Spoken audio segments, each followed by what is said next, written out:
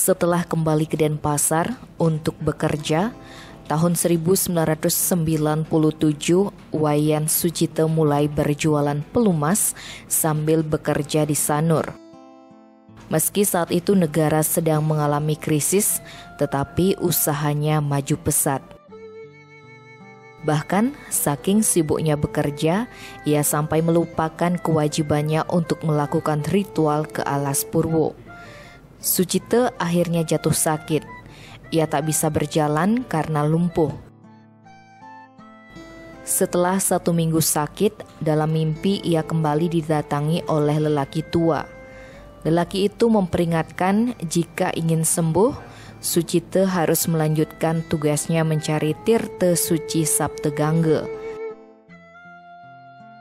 Sucito mengiyakan sembari masih bingung di mana harus mencari tirta tersebut. Keesokan harinya, saat terbangun, Sucito sudah sembuh total. Saya itu ya namanya saya itu masih awam ya, manusia biasa tuh. Jadi bekerja tuh yang saya tuh diutamakan, jadi mencari uang itu. Jadi lupa saya tuh dengan tugas saya tuh spiritual tuh.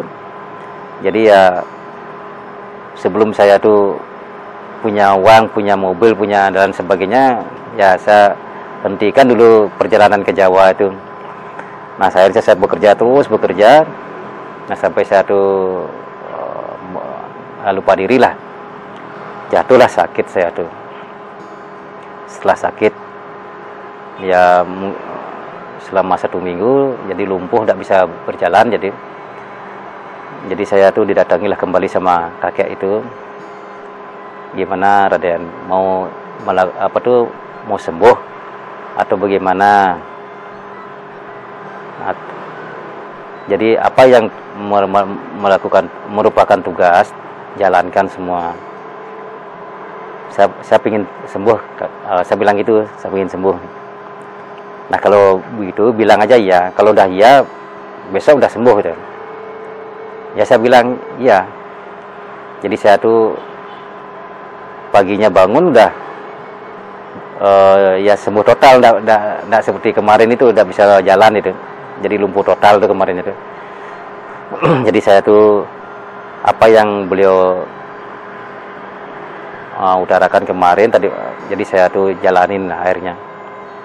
Jadi saya tuh disuruh mencari tirta.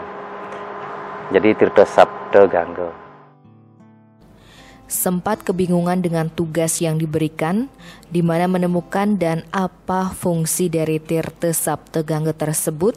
Akhirnya Sucito mendapatkan petunjuk jika tirta tersebut ada dalam dirinya sendiri. Ia pun dituntun untuk mempelajari sastra Jawa, yaitu Daksa Aksara yang berjumlah 20 huruf. Dibalik menjadi 18 aksara karena 2 aksara ditempatkan di Purwo sebagai kunci kehidupan zaman.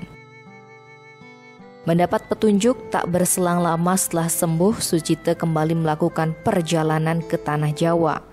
Ditemani oleh istri, rekan kerja dan seorang pemangku dari Kutorejo bernama Pak Ponidi, Sucito berangkat untuk mencari tirta Saptagangga. Rombongan memasuki Alas Purwo pada malam hari dan didahului dengan mengaturkan pejati serta sembahyang di situs kawitan untuk memohon petunjuk dan bermalam di sana. Keesokan harinya, Sucito bersama rombongan mulai masuk ke Alas Purwo dan memulai perjalanan dari timur. Perjalanannya seperti ada yang mengatur. Waktu yang digunakan untuk berjalan dari satu tempat ke tempat lain sangat cepat. Sangat mustahil dapat mengelilingi Alas Purwo yang luasnya 270.000 hektar dalam waktu 1 hari 1 malam. Dalam hitungan waktu 4 jam pertama, Sucito mulai menemukan tirta Gangga. Tirta itu muncul dari bebatuan di 7 tempat yang berbeda. Masing-masing tirta samar-samar terdapat tulisan Jawa kuno. Tulisan itu hanya dapat dilihat oleh Sucito. Setelah tirta dimohon, tulisan itu pun ikut menghilang. Jadi saya sempat bertanya, kalau mencari Tirta Sabta Gangga itu kan jauh yang di India itu. Jadi Eyang menjawab, jadi orang tua itu menjawab, jadi kakek-kakek yang saya temukan tuh, Sabta Gangga itu ada dalam diri kamu sendiri, ada dalam diri manusia. Nah, itulah yang disebut dengan kitab Jawa kuno, jadi sastra Jawa. Jadi 20, yang di Bali itu 18, yang 2 itu merupakan asal-usul manusia. Jadi itu yang akan diringkas menjadilah Dasaraksa. Nah, saya dibimbing seperti itu. Jadi saya itu awalnya tidak mengerti itu sastra Jawa itu ternyata sangat luar biasa. Jadi akhirnya saya dituntun karena saya itu tidak pernah mempelajari namanya sastra Jawa itu. Jadi saya mau melakukan perjalanan.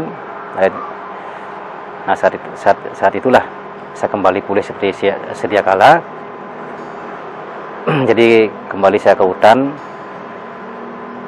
mencari apa yang menjadi amanah beliau, yaitu mencari Tirta Sabta Gangga di 7 tempat. Jadi beliau itu sudah menunggu. Nah, kita bermalam dulu sebelum kita masuk ke hutan itu, kita bermalam di situs. Jadi sekarang disebut dengan situs Kawitan. Kita bermalam di sana. Jadi paginya kita berangkat sama istri saya, teman.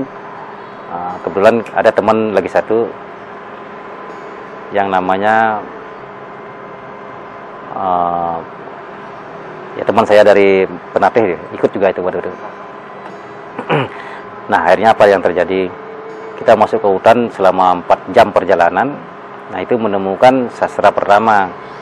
Jadi di gua itu ada batu. Jadi muncul sastra gaib yang mengeluarkan air. Nah, itu yang disebut dengan Tirta Sabta Gangga yang tidak dianggaplah gaib itu. Nah, tirta inilah yang saya mohon jadi tunas.